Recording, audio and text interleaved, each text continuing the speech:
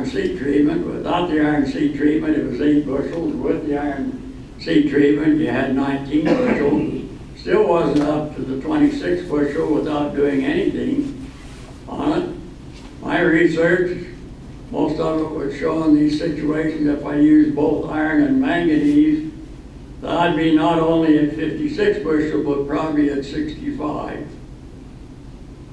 If I recognized the side effects and that elephant in the room that's so common and damaging to us. There are food and feed safety concerns, and that's why you see that declaration that some of the companies, buyers are coming out with now, so that they're putting the responsibility back on the producer, moving it away from the companies that produce the product and putting it back on you as a toxicant, as an adulterated food. Under those stipulations, you see all of these conditions that are common. Ted's described a number of them with the animals. We see it also with our population. Reduced nutrient density. How many take magnesium and iron as a supplement every day? It's a common 76 to 80% of the population is deficient. With males, iron is probably can become a toxicant for us unless you're a regular donator of blood. But shared a program with Dr. Shepard, veterinary pathologist at the University of Minnesota.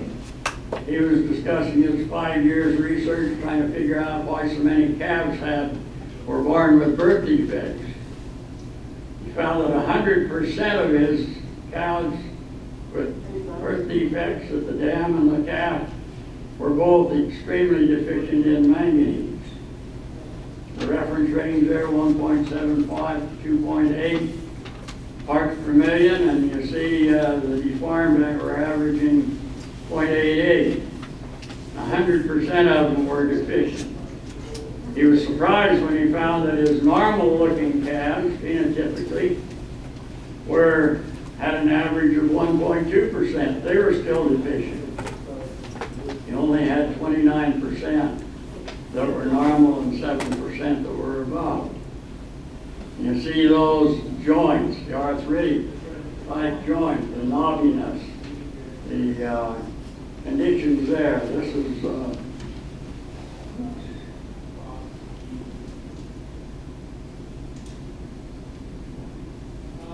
is a slide of Ted's again, just showing that same thing, that manganese deficiency. And you say, well, how come we have so much manganese deficiency? Dr. Shepard, he analyzed all of the feed that was going into those animals.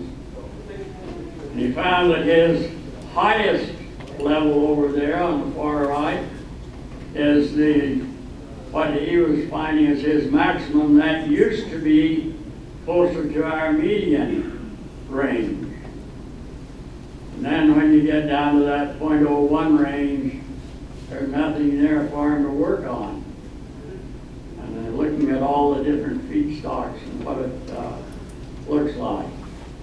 There is a direct toxicity of glyphosate. We don't consider it an acute toxin, we consider it a chronic toxin.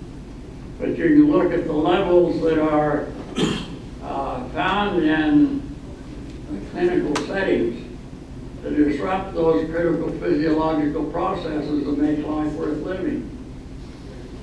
0.5 part per million antiandrogenic, 1 part or 2 parts antiestrogenic.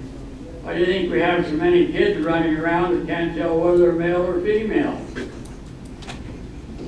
You have gender dysphoria when you have an endocrine hormone disrupting chemical. A 1/10 of a part per billion. It disrupts the endocrine hormone system. And everybody suffers. So you can look at all of those, but then you look at what the EPA says is perfectly healthy and safe. And you wonder where the disconnect is. what it costs to get it through registration or whatever it takes. You see those levels and you look at it and you say, well, oil seeds, they're permitted 40 parts per million.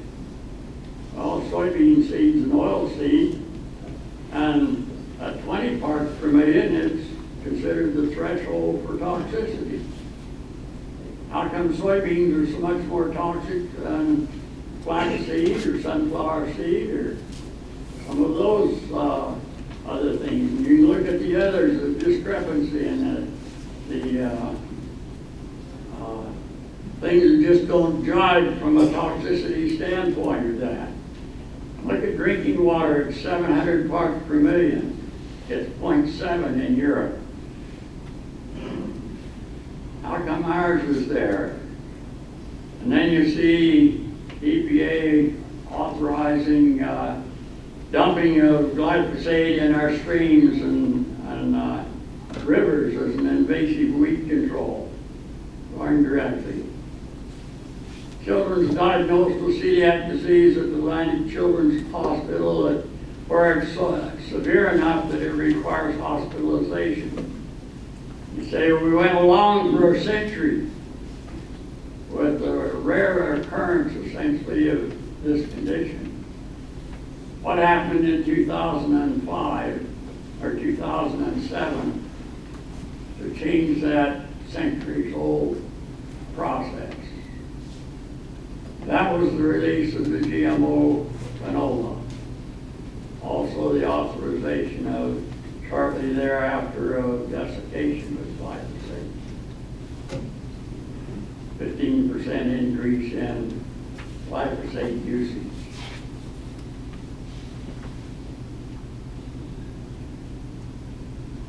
You look at all 32 of these diseases. They're nearing epidemic proportions and all have Pearson's correlation coefficient for epidemiology or cause-effect relationship of 90 to 98% Pearson's correlation. I served on the Global Epidemiology Committee for the Surgeon General's office. And we would look internationally and we would see a disease that would start up and have a spike. We'd say, is this just a spike or a bubble? Or is this going to be something we're going to have to live with? And we'd have a scientific committee that would be pulled together to answer that question. Is it correlation or is it causation? Our threshold was 0.54. These diseases are all at 0.98, some of them 0.999. The interesting thing is that half of them can be cured or at least greatly modified with a fecal transplant. That's essentially the approach that we have now for Glyphosate diarrhea, because we have so many antibiotic-resistant strains, Clostridium difficile. You can look at those correlations with the CDC data on the incidence of the disease, see the USDA data on exposure to glyphosate. Alzheimer's disease. Before Roundup Ready crops were released, we started directly putting it on our food products. You saw that first slope from 1974 to 1995, where we were just using glyphosate, but we were extending and increasing our utilization of it. Our exposure levels were growing up, and you see that slower slope. As soon as we started dumping it directly onto our food and feed products, then you see that rather striking increase in Alzheimer's. Ted mentioned the antibiotic activity. There's some work of Claire and Shasta and Kruger and those groups.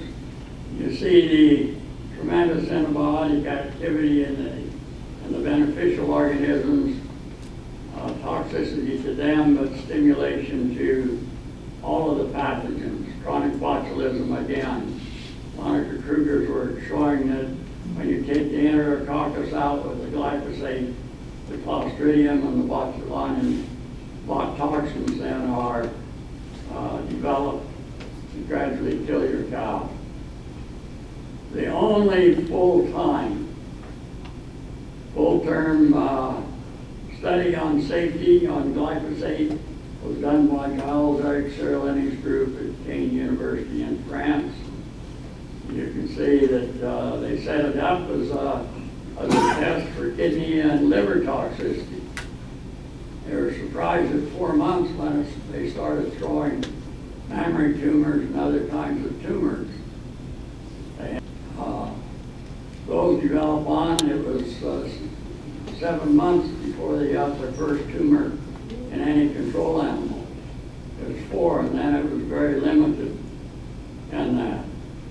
This is the data from Monsanto's own study that was restricted from public distribution or public view.